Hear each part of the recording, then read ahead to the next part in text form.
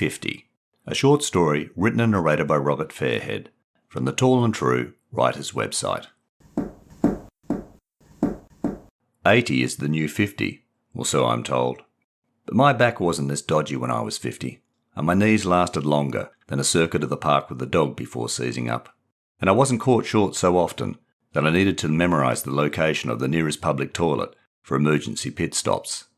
I leave my wife reading in bed and go downstairs to be greeted by Mabel's smiling face and wagging tail. It's nice having someone happy to see me in the mornings. "Come on, girl," I say, prompting her 10-year-old frame into a puppy-like dance. "Let's go for a walk." We inherited Mabel from our son when he was appointed to the board of some far-flung company and relocated overseas with our grandkids. It was the same when he and his sister were kids. They pestered us for pets, but lost interest in caring for them. And like those distant days, Mabel is now my responsibility to walk, feed and brush. I attach her harness and we head off for the short walk to the local park.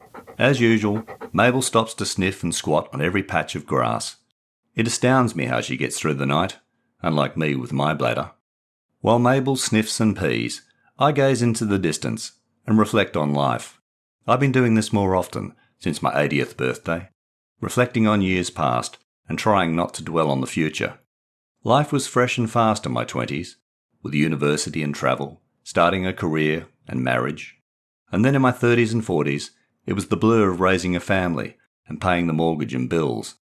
But in my 50s and 60s, with the kids grown up and retirement looming, I lost my sense of purpose. And becoming a granddad in my 70s didn't help me recover it, especially when the kids moved away. We arrive at the park and I unclip Mabel's harness. It's the weekend, and coaches and parents are setting up for games on the adjacent playing fields. The air is full of the excited squeals of kids chasing balls and playing keepy-off. I recall similar days with my kids, driving them all over the city for sports and parties. And now my son and daughter complain about doing the same for their kids.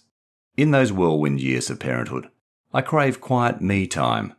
But nowadays, I'm too often alone with my thoughts, except for Mabel. We circle the park and return home. My wife is still upstairs reading, so I feed Mabel her breakfast and fill up the kettle. Staring out the kitchen window, I reflect that if 80 is the new 50, I should still have a few good years left. Mabel finishes her breakfast and lies on a mat with her eyes fixed on me. "What do you think, girl?" The kettle boils as Mabel wags and thumps her tail in agreement. Hi, I'm Robert Fairhead from Tall and True Short Reads and the Tall and True writers' website. I wrote The New 50 in September 2022 for the Australian Writers' Centre's quarterly Furious Fiction writing competition. The brief for the 500-word short story was: the first sentence had to contain the word 50, the story had to include a four-legged animal, and the words emergency, brush, and board. Longer variations were acceptable as long as they retained the original spelling. As a long-term dog lover, the four-legged animal for the story was an easy choice. I even have Twitter and Instagram accounts for my dog posts. And, as usual, it wasn't hard to find places for the required words. For instance, pairing brush with a dog. However, after submitting it, I had a crisis of confidence in the story. In the original Furious Fiction version, the protagonist was 50, not 80, and the first sentence was, 50 is the new 30, or so they tell me. I'm 60, and it occurred to me that the thoughts I attributed to my protagonist were of an older man. So I flipped the opening line and perspective of the story to 80 is the new 50, or so I'm told.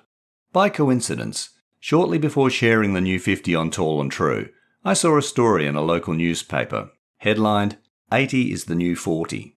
Does that make 60 the new 30? With my back and knees and growing need for pit stops, I doubt it. I hope you enjoyed listening to the new 50. You can read this and all my short stories, blog posts and other writing at tallandtrue.com. You can also buy my short story collections from the Amazon Kindle and Kobo online bookstores. Links are available in the show notes. The next episode of Tall and True Short Reads will be in your podcast feed shortly. In the meantime, please check your feed or the podcast website, tallandtrueshortreads.com, for earlier episodes from seasons 1, 2 and 3. And follow or subscribe to the podcast and rate and review it via your favourite app. Doing so helps me share my stories with other listeners. You can support this podcast financially by making a small one-off or regular donation via the Acast supporter page. You'll find a link in the show notes. And finally, please tell your family and friends about Tall and True Short Reads and the Tall and True Writers website.